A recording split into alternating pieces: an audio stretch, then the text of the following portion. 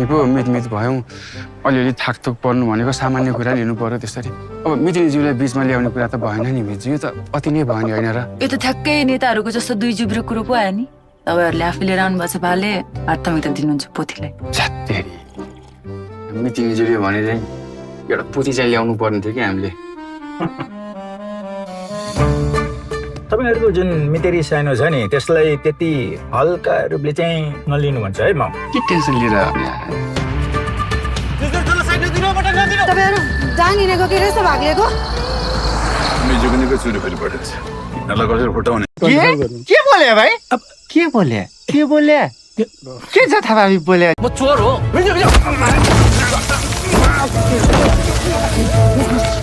यस्तो कुरो अन्त पुलिसलाई जिम्मा लाग्दै भइगयो नि जाँडासँग मित आज हिँडेलाई यो घरमा प्रतिबन्ध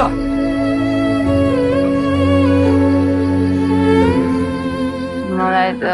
मेरो जिन्दगी कुरा जस्तो लाग्यो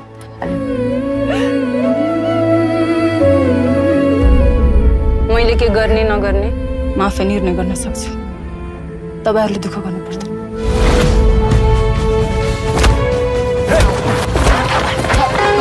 मर्ला सर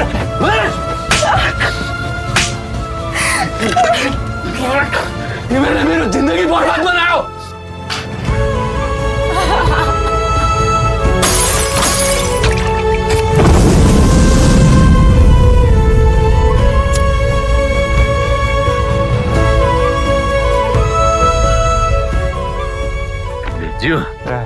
अब